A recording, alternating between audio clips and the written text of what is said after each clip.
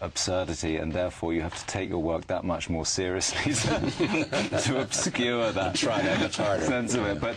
But you are on a playground. Paul created a playground when he wrote that thing, and then chose the location, and Jack Fisk built the sets, and it was one huge playground in which we merrily played with a group of, you know, like-minded people for a period of time. It's hard to give that up. I can imagine, and especially because of the panorama of it all, too. Yeah, yeah. Just the venue in general. The venue and outside, and you know, this is not closed little sets for the most part. Yeah. No, you know, we shot out with we had one bizarre day where we had to come back in California and go onto a soundstage just for some inserts and a thing that didn't end up making the film. And we were miserable, all of us, the entire crew, Daniel, everyone. We kind of, more or less turned around and walked right out. We said, well, let's go back home somewhere else. Get out of here. Yeah. Talk to me about music. Johnny Greenwood did the score and Radiohead. From Radiohead. Never composed a film in his life before. Not a proper film.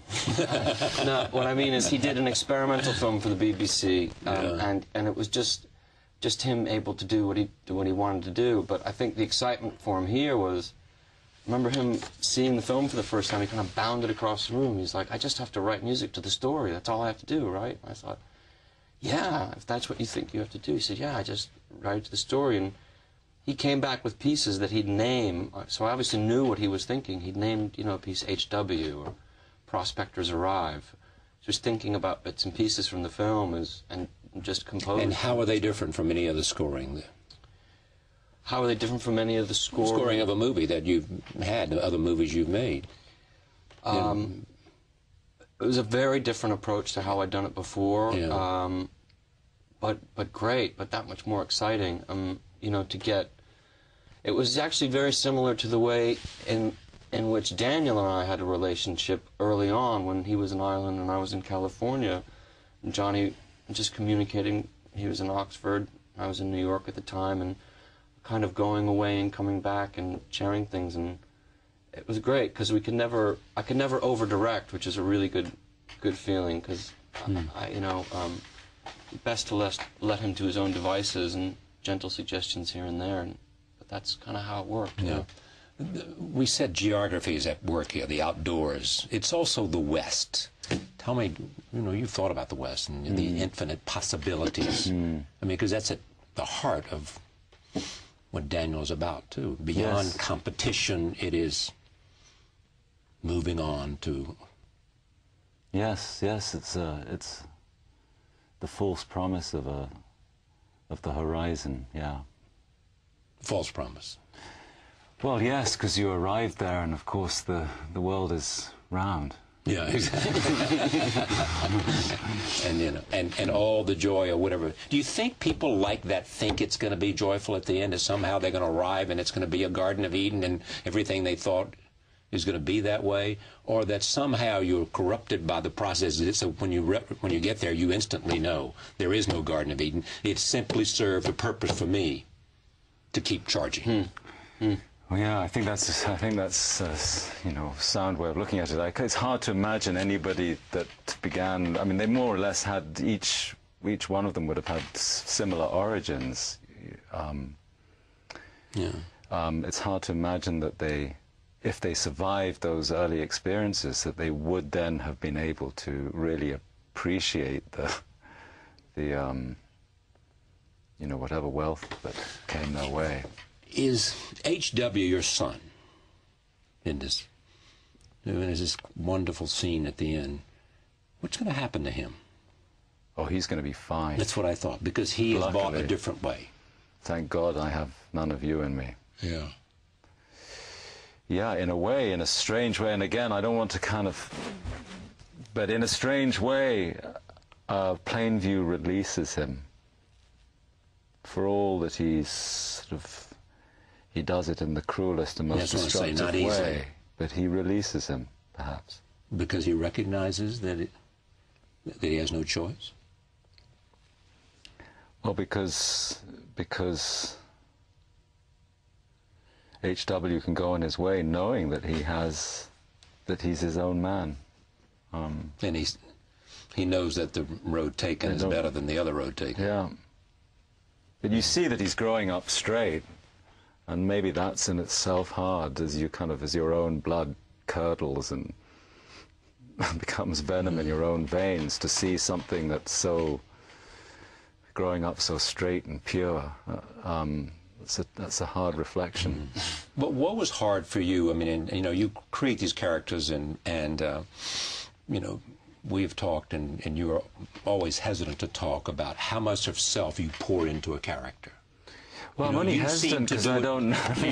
But you risk more than anybody I know. Am I right? Yes. He risks more of the fragility of self in creating character. You've never seen anything like this before?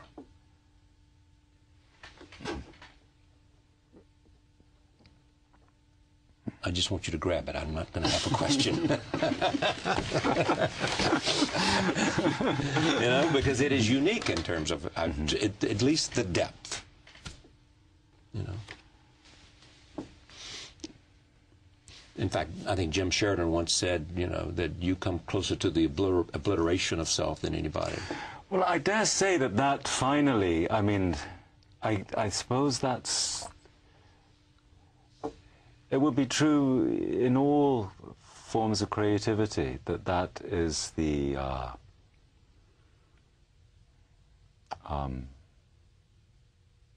that's a very it's a narcotic, I suppose. You don't want to be on stage, or not? I'm not sure that I don't want to be. I mean, I can only look at the evidence. I haven't been for so long. Exactly. I have to, I guess, assume that I don't want to be. But some part of me wonders if I might do that again at some point.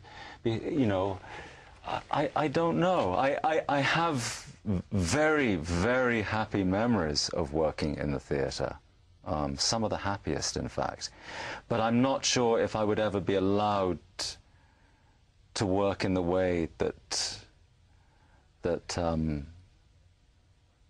gave me that kind of pleasure. It becomes more complicated later on. You know, the joy of the theatre, in a way, is the kind of obscurity of it. You don't want it to become a circus. But no, I don't know. I don't know. I think that's a yes, because he's thinking about it, don't you? I think about it. Yeah. I do. Yeah, I hope I'm right there. I hope I'm right there to help out. I mean, there was that moment with Hamlet, and you thought of your father. Yes. I had the strongest impression on that particular night that I was in a dialogue with my dead father. But that wasn't what stopped me from going back on stage again. I was really just, I was just exhausted. And now looking back on it, like whenever we reach what we think are the boundaries of our endurance, you know, 10 minutes later you're thinking, I could have done, you know, like in any athletic this year, I could have gone further than that, I could have jumped higher. So now it seems so strange to think that one might have that impression that you'd reached the limit of your endurance at a given moment. But quite honestly, I was sort of beyond caring. I was just beyond caring in that moment. I'd done it enough. I couldn't do it anymore. I'd done it for 8 months. I'd lived with the part for 8 months. I didn't perform it every night, but we did it sort of, you know, 3 performances here, 2 there, you know, a week of matinee days were hard. But, you know, I'd lived with it for 8 months, and it was, I guess, that on that particular night, something inside me just wouldn't do it again. But may. Well, not that particular, but... No, not Hamlet. He is, despite the movies, despite the directing success, is at heart a writer. Yes?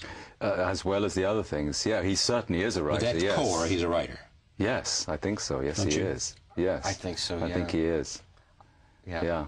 So that's the ultimate. I like saying that best. Yeah. You do? Yeah. Because you like being a writer, or because it is what you enjoy the most, so therefore if that's how we define you, then so much the better. Both of those things. And it goes back to what we talked about before. It begins and it ends with the writing. That if it's good, directing is easy. Directing can be easy. But directing can be really difficult if the writing's not right. So it's just that idea that it begins and ends with the writing. Yeah, and honestly, then it goes back to what we talked about before, is how much was I thinking of Daniel at the beginning? I mean, I must have been thinking about him a lot, secretly, because I think that's how I did a pretty good job writing. I thought, well, if I'm going to go to him, I better get my act straight. I better have this well written by the time I knock on his door. And I should take note of the fact that this film has received already in different people nominations, or people are talking about Best Actor, Best Director, Best Film, all of those kinds of things. They're taking what is essentially a low-budget film compared to all the big epics and created a grand story, a story of religion and the drive for money and power and so many other stories. What comes out of this for me, in the end, we can all watch the movie on the screen and see your work together, but what I sense here is that two people who've been on this journey who realize that somehow it was unique and special, and you wonder, how will it be the next time out when we may not be together? Am I right? Certainly. Yeah. Yeah. Thank you for coming. Thank Great you. to see you. It's lovely to talk to you again. Thank you. Thanks, Charlie.